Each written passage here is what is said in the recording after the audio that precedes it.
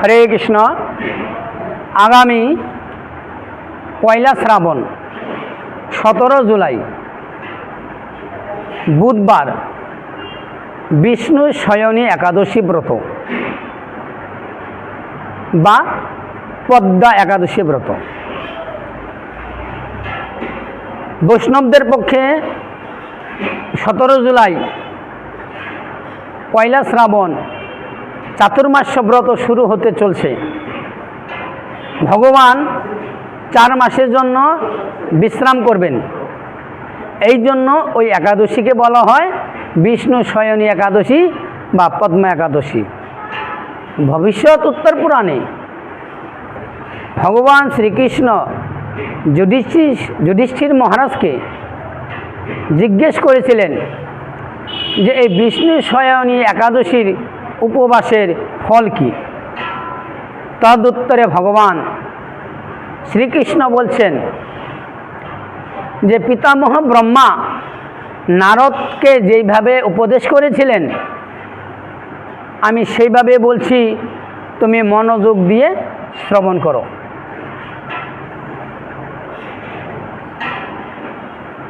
আমাদের দেশের একজন রাজা ছিলেন, তার নাম মানধাতা। সে রাজা অর্থাৎ মানধাতা প্রজাবৎসল, ধর্মপরায়ণ এবং ধর্মনিষ্ঠাবান রাজা ছিলেন। কিন্তু দৈববশত ওনার রাজ্যে বৃষ্টি হওয়া বন্ধ হয়ে গেল। বৃষ্টি পড়ছে না। বৃষ্টি না হওয়ার কারণে শস্য আদি বন্ধ হয়ে গেল। আহারের কোনো ব্যবস্থা নেই, কারণ জল না পেলে শস্য আদি হবে না।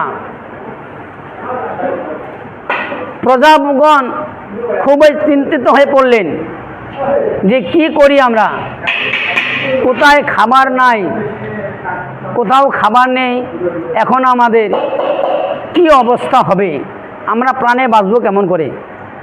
তাই সব প্রজাগণ বিশেষ বিশেষ কয়েকজনকে নিয়ে বিচার করলেন যে রাজার কাছে যেতে হবে, রাজাকে আমাদের কথা জানাতে হবে।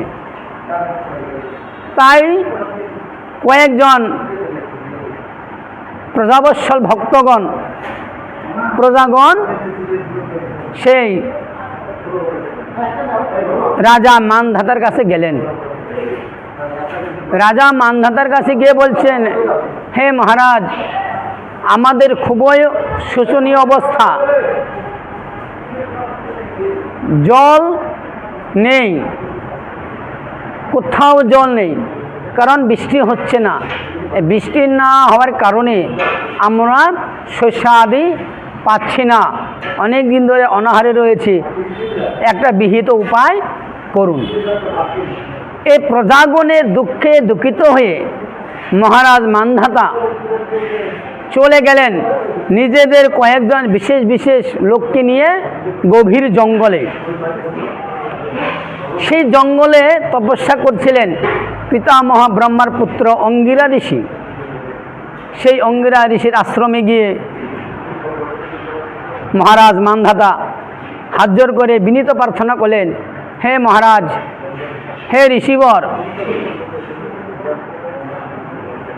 আমার রাজ্যে এইরকম অবস্থা কেন হইল, কৃপা করে যদি আপনি বলুন।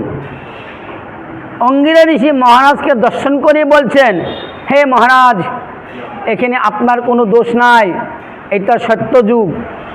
এই সত্যযুগের তপস্যা করার একমাত্র হচ্ছে ব্রাহ্মণের কর্তব্য। ব্রাহ্মণেরা একমাত্র তপস্যা করবে, কারণ এই সত্যযুগে 4 ভাগ ধর্ম রয়েছে, আর এই 4 ভাগ ধর্মের করার একমাত্র অধিকার রয়েছে ব্রাহ্মণের। কিন্তু আপনার রাজ্যে কোনো শূদ্র তপস্যা করছে, এই শূদ্র তপস্যা করার কারণে এই বৃষ্টি হওয়া বন্ধ হয়ে গেছে। আপনার রাজ্যে যদি পুনরায় বৃষ্টি আনতে চান, তাহলে যেই শূদ্র তপস্যা করছে সে শূদ্রকে বধ করতে হবে। এখন মহারাজ ধর্মপরায়ণ প্রজাবৎসল, সে তখন অঙ্গিরাকে বললেন, হে ঋষিবর, আমি হলাম প্রজাবৎসল, প্রজাগণকে আমি ভালোবাসি, আর সেই একটা নিরপরাধ তপস্যা করছে, কারো না কারো তপস্যা করছে, তাকে আমি কিভাবে বধ করতে পারি? তাকে আমি প্রাণে বধ করতে পারি না। এর বিকল্প কোনো উপায় যদি থাকে তাহলে আপনি বলুন। তখন অঙ্গিরা ঋষি মহারাজের কথায় খুব প্রসন্ন হলেন, কারণ একজনকে মারা আর একজনকে বাঁচানো অনেক তফাৎ। যে কোনো লোকে মারতে পারে, কিন্তু অতি সহজে কেউ কাউকে বাঁচাতে পারে না। তাই অঙ্গিরা ঋষি বলেন, হে মহারাজ, একটা বিহিত বিকল্প উপায় রয়েছে, সেটা হইল আপনি যদি আষাঢ় মাসের কৃষ্ণপক্ষিয়া এই বিষ্ণু শয়নী একাদশী হরিবাসর পালন করেন নিষ্ঠা সহকারে, তাহলে আপনার এই রাজ্যে পুনরায় বৃষ্টি হবে এবং আপনার প্রজাগণ পুনরায় আহারের ব্যবস্থা করতে পারবে। অঙ্গিরার আশীর্বাদ নিয়ে